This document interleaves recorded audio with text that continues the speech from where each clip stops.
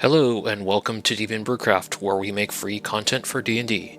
Today I'm happy to present a brand new series to celebrate getting to 100 subscribers. Pixels to D&D. In this series, we will observe and detail creatures, items, places, and characters from video games and convert them into usable material in Dungeons & Dragons. So let's kick off the very first video in this series. Today, we will be looking at the Dredge from Dead by Daylight and converting it into a Dungeons & Dragons creature with several variants. Let's go over the game Dead by Daylight, along with the Dredge, to get a better understanding before we convert it. We will be going over a very bare-bones summary of the game, so that you have enough understanding if you've never seen this game before. Dead by Daylight is an asymmetrical, multiplayer horror game developed by Behavior Interactive. It pits a team of 4 survivors against a single killer. The survivors must work together to repair 5 of 8 possible generators scattered across the map to power the exit gates and escape. Meanwhile, the killer's goal is to hunt down the survivors, incapacitate them, and sacrifice them to a malevolent being known as the Entity by hooking them on hooks scattered across the map. Each match is set in a randomly chosen map with set pieces that stay the same or can be randomized depending on the map. Survivors and killers each have unique perks and abilities that add depth and strategy to the match. Along with their perks, survivors can use items to heal themselves or progress generator speeds faster, while killers have distinct powers designed to make hunting and capturing their prey more effective, and add-ons that enhance their playstyle for better or for worse. The killers range from iconic horror figures such as Michael Myers and Freddy Krueger to original creations like the Trapper or the Spirit. Survivors and killers can be customized with various cosmetic items, and players can develop their characters through a progression system. In this particular video, we will be focusing on one of the game's original killers, the Dredge, so let's go over it next. First of all, a small lore overview. The Dredge is a terrifying embodiment of darkness and despair, created as the physical manifestation of the collective fears and hatred of a once living, idyllic community. Its origin lies in a utopian settlement led by a character in the game named Otto Stamper, who aimed to create a place free from the world's chaos. However, as discontent and discord brewed among the inhabitants, Stamper formed a group called the Fold to maintain order through strict, oppressive measures. The Fold's cult-like practices, which included manipulation and persecution of dissenters, eventually caused the town to fracture into fear and paranoia. This turmoil birthed the Dredge, a monstrous creature born from the community's darkest emotions. It is a twisted amalgamation of flesh and shadows, representing the decay of hope and unity. The Dredge thrives on isolation and fear, capable of teleporting to lockers across the map to ambush survivors. Its eerie, shapeless form and unsettling movements make it one of the most visually horrifying killers in the game, symbolizing how collective negativity and repression can manifest into something monstrous. Here are the powers usable by the Dredge, to which we will use as a basis for our actions and abilities we're going to give them for the D&D counterpart. I'm going to be dumbing down these power explanations a little bit since a majority of the audience won't get the general DBD terms used, so just bear that in mind for the veterans here watching the video. Around the various maps in the game, there are these red lockers found on every single map. Some have more, some have less. The Dredge has a very special interaction with these lockers, as it is one of its main powers. When holding the ability button down, the Dredge is able to highlight all of the lockers on the map and then teleport to one, getting inside of it. To counterplay this, the survivors are able to actually lock these lockers by doing an interaction with them. The lock on the lockers is actually a giveaway to tell you that the Dredge is actually in play. If the locker is locked, the Dredge is going to have a hard time getting out, causing it to take a little bit before it eventually breaks free and the locker can no longer be placed on that specific locker. Without any locks though, it immediately comes out and can start chasing people if they're nearby. Now, if the Dredge is inside of a locker and the survivor opens that locker, the Dredge immediately incapacitates them and is ready to put them on hook. The same thing can happen if there is a survivor already within the locker the Dredge teleports to. Nightfall is the next power this killer has. Basically, over the duration of the match, there is a small meter that builds up you can see on the left of the survivor portraits. It is sped up by injuring the survivors and doing other things during the match. When the meter is close to hitting full, there is a audio and visual notification that happens that warns the survivor that Nightfall is coming. When it reaches full, Nightfall comes, and the power activates. During Nightfall, the survivor's vision is almost nearly obscured. It becomes very dark, and there is a loud sound that plays in the background of people howling and screaming that disorients and confuses survivors and makes it very hard to hear things. Meanwhile, the Dredge will gain a sort of night vision, or dark vision if you want to compare it to D&D, and basically can see survivors highlighted in white, while the survivors will not have a very far range of view of the killer itself, looking right at them.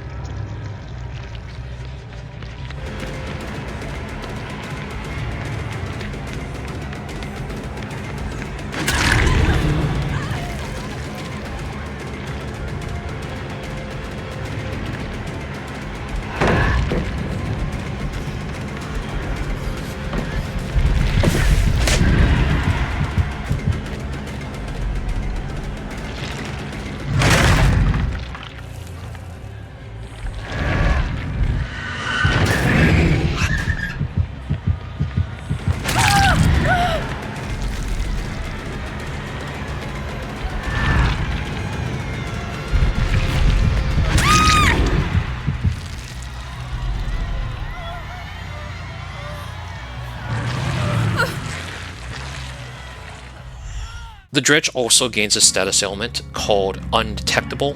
It's more of a boon, not an ailment. But what that basically does is, in the game, when the killer comes near the survivor, there is a radius sound that plays, basically, warning them that they're getting closer. With Undetectable, that sound is muted, so you are unaware if the Dredge is getting close to you. The only thing that warns you is the ambient sound that the Dredge makes itself as it gets closer, which by that point it's mostly too late. During Nightfall, the Dredge's other ability, which is the one that allows him to teleport into lockers, is enhanced greatly. He can teleport extremely fast to other lockers now. On top of this, when he gets to said locker, survivors that are nearby are marked with a red symbol that pulsates, telling him that they're nearby, making it very easy for him to track. In the game, this is known as Killer Instinct.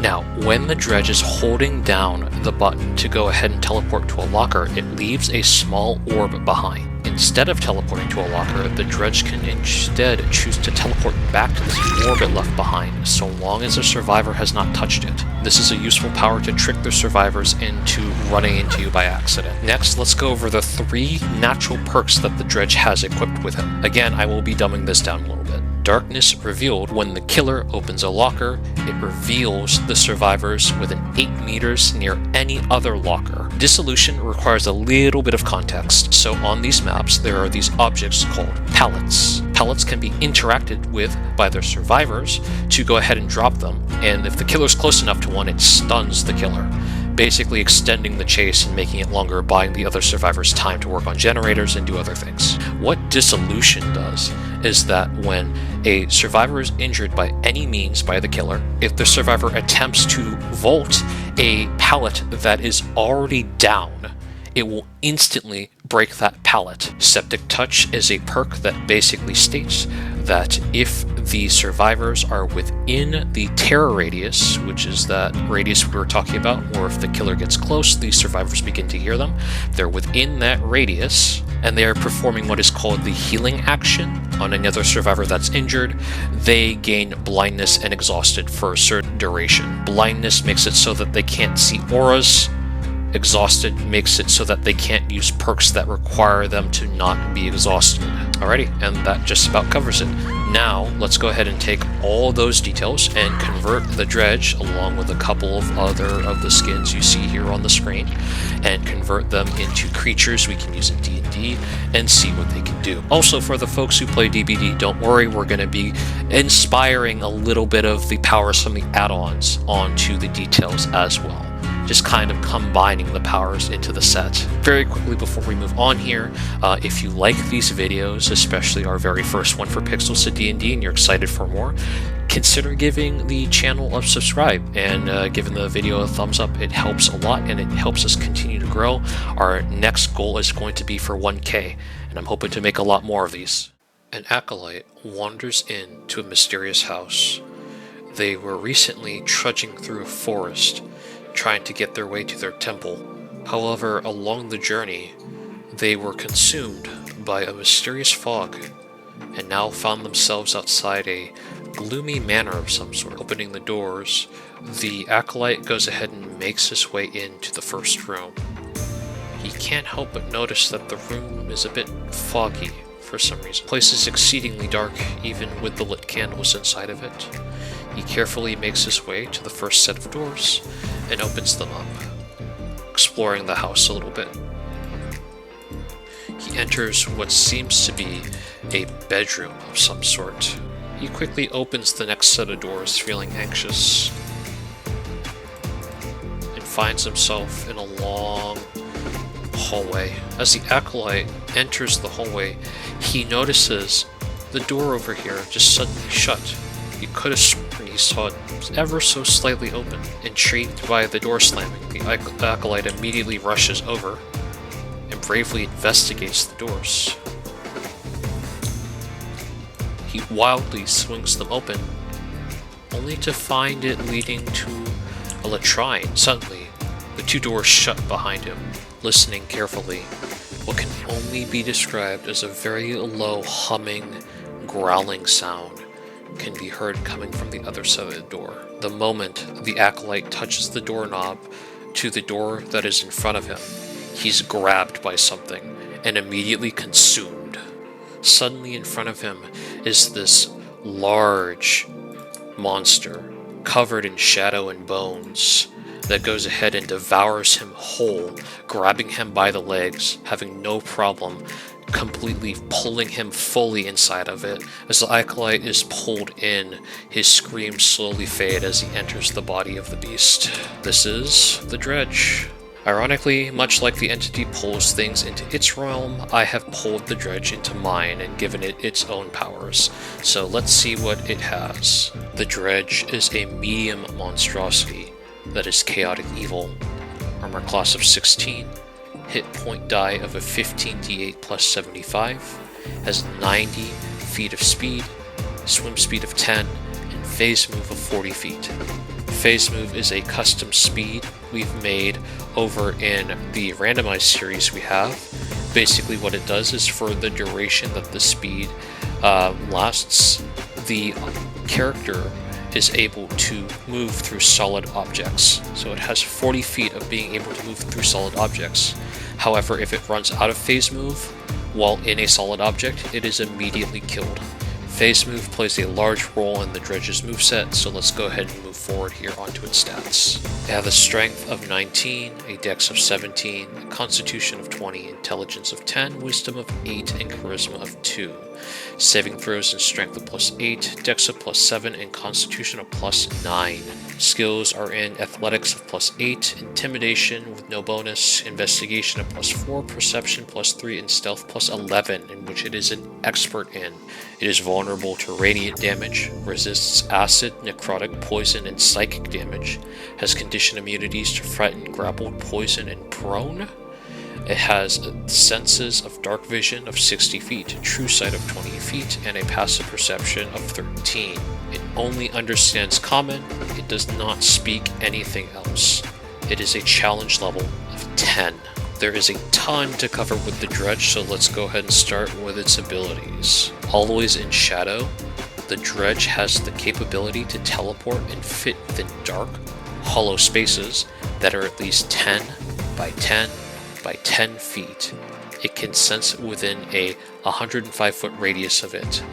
Once per turn, during its turn, it can phase through the object to exit it, unless the object is a locked door, in which case it will need to sacrifice 30 feet of speed on its turn to break the locked door open.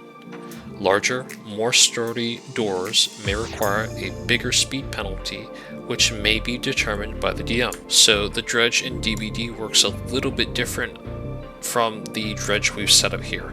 Normally in the game it teleports to these small lockers. The Dredge will instead find objects or even large rooms it can teleport into that are at least fit the requirement. It won't really fit into small lockers that are like in the game. The object or place it is teleporting to needs to be hollow, so it needs to be kind of like a room, and it needs to be dark.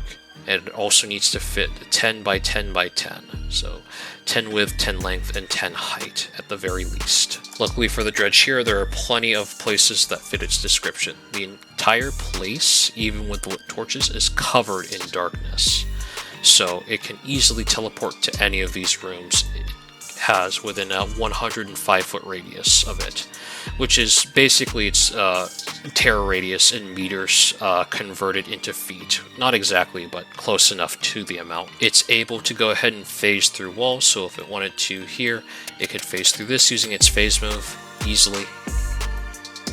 And let's say it wanted to go through the door for some particular reason.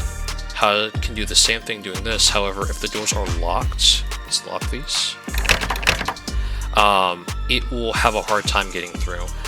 It can break this door easily, but it sacrifices 30 feet of movement, so it goes from, let's say it starts with its maximum of 90 on its turn, it will go down to 60 just trying to break this door open to get through it. Alright, let's go over Nightfall. Nightfall.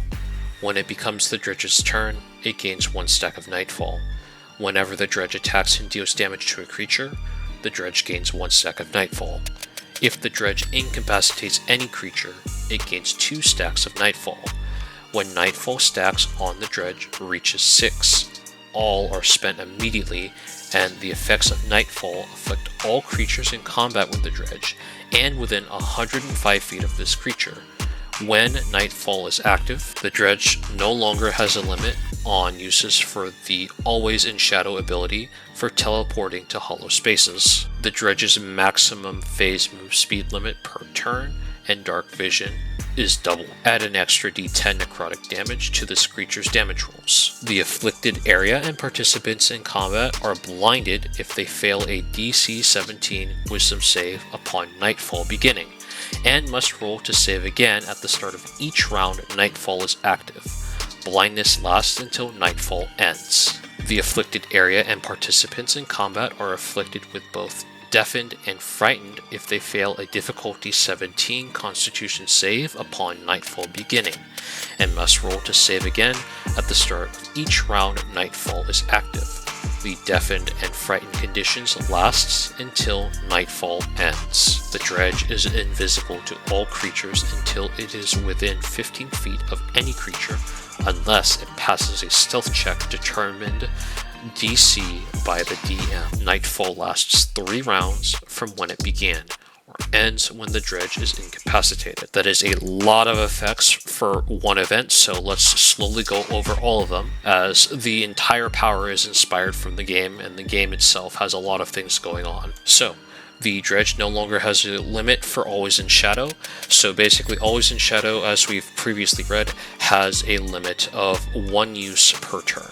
Well, it can do it as many times as it would like now, so it can constantly teleport back and forth between these, is using up its speed efficiently to hunt down its prey until it runs out of speed, in which case it will only be able to warp between these spaces and not really do much else. The maximum phase move and dark vision being doubled is pretty self-explanatory. The extra d10 to necrotic damage is also pretty self-explanatory. As long as Nightfall is active, it's getting an extra d10 added to all of its damage it deals. To go over the next two bullets, basically all this is saying is that when Nightfall begins, or a round begins while Nightfall is active, there's two saves that all creatures need to make.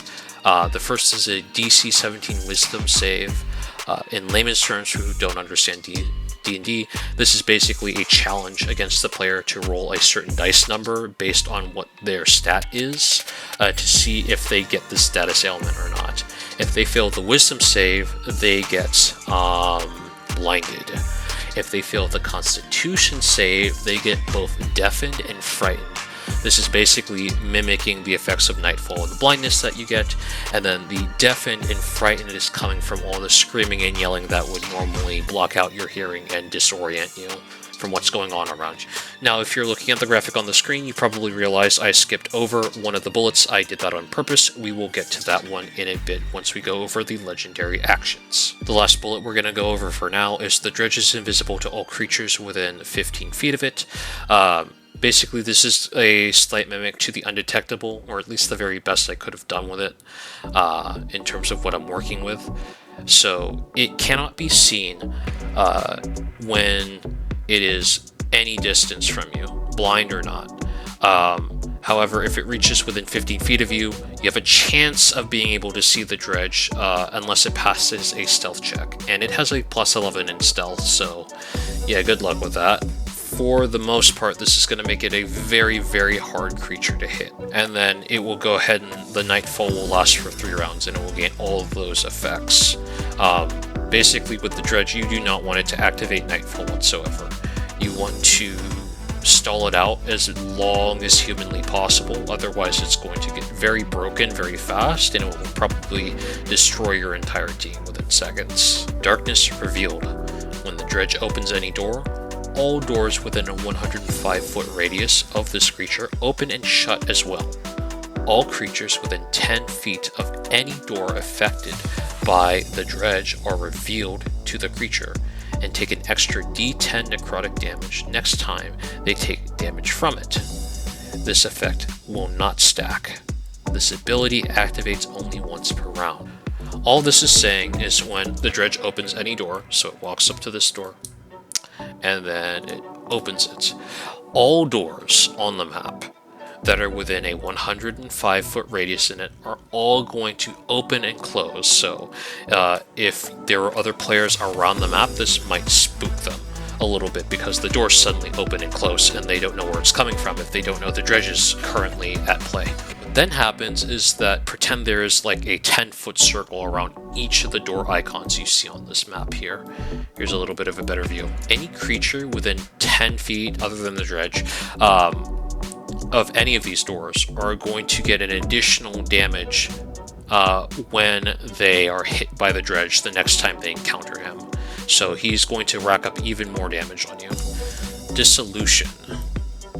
When the Dredge successfully attacks and damages a creature, the first creature within a 105-foot radius of the Dredge to make any skill check or saving throw has a -5 modifier added to their roll. Dissolution was a bit of a hard one to convert because it's a very specific killer perk that does a very specific thing. So I wanted to keep the fact that it triggered on an injury and that it caused some sort of debilitation. So this is what I ultimately landed on myself. The gist of it is pretty simple. If it injures something, and then the first person to do any roll within its radius of 105 feet is going to get a major penalty. So let's say they try and go for one of those saves from like Nightfall, the DC 11 or DC 17 con save, for example. Whatever they roll, let's say they roll like a 15, that 15 turns to a 10. And either way they'd fail it, but let's say they get the 17 instead, that 17 is now a 12. It only occurs to the first person to roll within its radius. If there's multiple people rolling at the same time, it can be determined by the DM. You can dice roll it, you can have it so that it's the person closest to the dredge, there's a lot of way to tie break it. With that, however, we're going to move on to the actions now. Let's go ahead and get our Acolyte back in here so we can use them as a targeting dumbing, because we're going to test some damage here. Lunging Strike is a melee weapon attack with a +8 to hit, reach at 20 feet, hits one target, hits for 2d12 +4 slashing damage. The Dredge lunges up to 15 feet forward towards its target and slashes it with its hands. The target must roll a difficulty 16 strength save and succeed, otherwise they are knocked prone. Alright, let's give that a try. So the attack is basically a lunge, kind of like you can do in the game with the killer. You can hold down the mouse button to go ahead and lunge with your attack. This lunges up to 15 feet and has a total reach of 20. Whenever you lunge, it needs to be in the direction of the target you have chosen, so you always need to be progressing towards it with the lunge. So let's say the Dredge goes ahead and do that.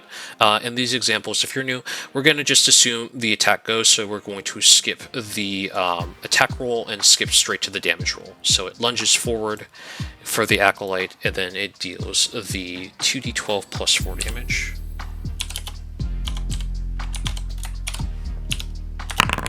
In this case, it would do 23 slashing damage.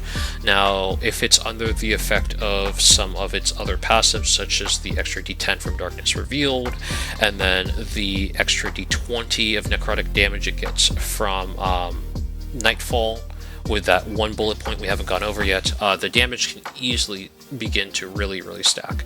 And then if it fails the strength save, it gets knocked prone, so it's on the ground and it's going to lose a lot of movement it could potentially use to get away from the Dredge. So yeah, the lunging strike really sucks if you fail the strength save. Septic Touch. It's a melee weapon attack with a +7 to hit. Reach of 105 feet. Basically its radius, except it needs to be able to see the target or have line of sight of it. One target. Does a d10 +3 necrotic damage. When this attack hits a target that healed last round, the damage of this attack instead changes to a 10d10 +3 necrotic damage. This creature hit by this attack must make a con save. If they succeed, they take half the damage from this action. When this attack successfully deals damage and the save fails, afflict the target with 2 levels of exhaustion and blindness for 2 rounds. Septic Touch can either do a lot of damage or very little damage. Mostly how you want to set this up is if you have, even if the Acolyte's, all the way at the other end of the hall here, as long as the Dredge can see him, which he can, straight line of sight, it can go ahead and use it. It can attack all the way from there. Now, you want to use this when your players have just healed from the last round. This is going to basically discourage healing, because a 10d10 +3 is a crap load of damage in D&D. That is an insane amount of damage. Paired with the aforementioned other buffs it can get, that will easily one-shot most characters in the game, even at level 10. Unless you're really tanky, you are not going to survive a maximum roll on that. So let's just see how much that could do, potentially. 10d10 +3. 56 is a solid hit for punishing after a heal on the next round. If they fail to save, they're also going to get 2 levels of exhaustion, which is not good, and then blindness, so it can inflict blindness in 2 different ways. Caveat to this move is if you have a decent con stat, you're going to probably pass that con save and only take half the damage. So there's that at least. Alright, so I did decide to make the Dredge a legendary creature, and thus I have given it legendary actions, so let's go over them. The monster can take 2 legendary actions, choosing from the options below. Only 1 legendary action option can be used at a time, and only at the end of another creature's turn. The monster regains spent legendary actions at the start of its turn. Darkness returns.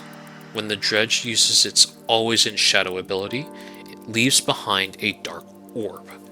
The Dredge may spend 1 legendary action to teleport to the dark orb, it left behind. When warping to the dark orb, any creature in range of any of the Dredge's potential attacks may be attacked by him once. If the dark orb is touched by any creature other than the Dredge, it is destroyed. Well, not quite the same way it works in the game, it's similar-ish. So let's go over it. So, when it uses its ability, Always in Shadow, let's say it teleports to this room, here, whoop, it's going to poop and leave behind a little orb. Let's say, for example, create a quick actor, just like that, find it, plop it here. It doesn't really have a visual because I just made it, but bear with me. So this is our dark orb it left behind. The Dredge can, similarly to the game, choose at any point to teleport back to it. However, if any character in between the time it takes the Dredge to teleport back to the dark orb goes ahead and just touches it, disappears, and he cannot use that teleportation spot anymore. Unlike the game, however, the Dredge can go ahead and leave around as many of these as he wants. And that, you can tell how dangerous that can get when it has Nightfall active, since it has no limit on however many it can put down. So it can literally plop orbs on every single tile if it really chose to and had enough movement speed to go ahead and do so. DMs, while you are panicking, please remember that you can adjust these however you like.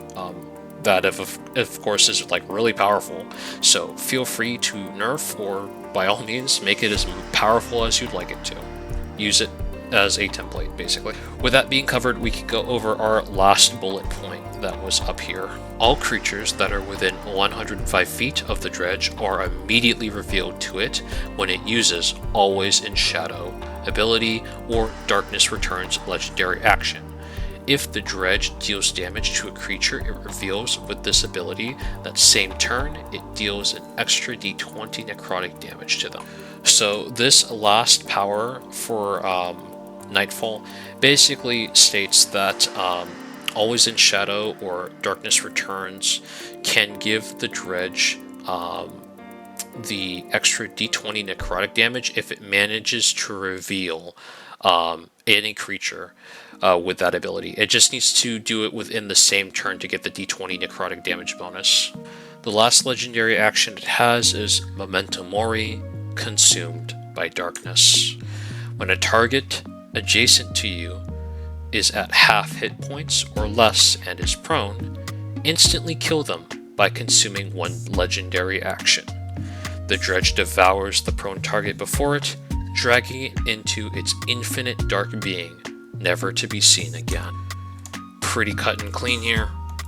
If the Dredge is adjacent to a target that is prone,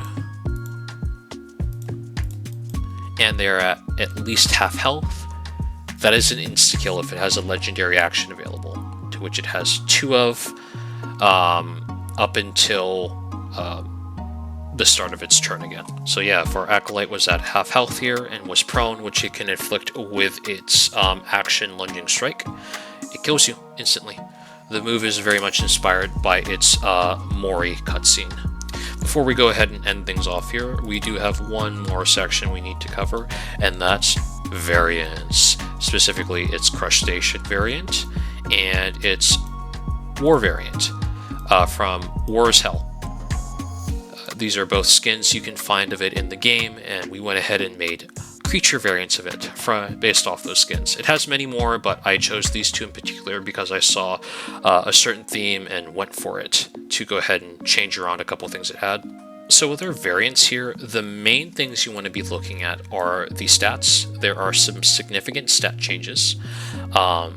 And then it does gain 1 extra thing for its Nightfall. And we're going to go over that stuff real quick. We're not going to go over the stats. That's something you can look at on your own if you are interested in the variants. We're going to just look at the main difference it has with its Nightfalls. So the Crustacean's additional Nightfall ability is when Nightfall begins, all creatures in combat with the Dredge Crustacean become vulnerable to slashing damage. Slashing damage vulnerability basically means that it will take double damage from slashing. If you remember, a lunging strike does deal slashing damage, so its lunging strike is going to deal way more damage. The Crustration is very much damage heavy. Lastly, let's go ahead and look at the War-Torn Dredge. This is inspired from the War is Hell skin. And then I just went ahead and named it War-Torn instead, because I think calling it the War is Hell Dredge would sound a little bit weird. Anyways, the additional Nightfall effect this one gets is whenever the Dredge War-Torn phase moves through an object, it magically locks all doors within a 105-foot radius of it for 3 rounds. The doors can only be magically locked like this once per encounter. Simply put, if you look at the stats, this version of the Dredge has a way more phase move. It sacrifices a little bit of both of its movements to go ahead and gain that. If it activates phase move at any point, so let's say it uses it to go ahead and move through this solid wall right here, all of the doors within a 105-foot radius of it are going to be magically locked. This is a very easy way to trap your players, because unless they have a spell like Knock, they are not going to get those doors open easily. And now we are done. Guys, thank you so much. I know this was a bit of a long one compared to the rest of my videos. I don't think I've had a long one like this since my very first video I made, and I've learned how to condense those pretty well. But this is the end of our first episode of Pixels to D&D. I am very much looking forward to making more of these. For those of you who are new here, all of the resources, the tokens you see here, the stat pages I have shown you, this map I have custom made, are all going to be available in the Google Doc link below. Just look for the folder named Pixels to D&D, and then the episode that correlates to this one, which would be 1, and then you will find all the resources for this, so you can use the map, the characters, the stats for your very own D&D, and have versions that are printable or usable on any other virtual tabletops, not just Foundry. Thank you for watching. If you would like to see another video, I would like to suggest the one we made on our last randomized of a very tiny, cute slime that just likes to help out. Catch you in the next one.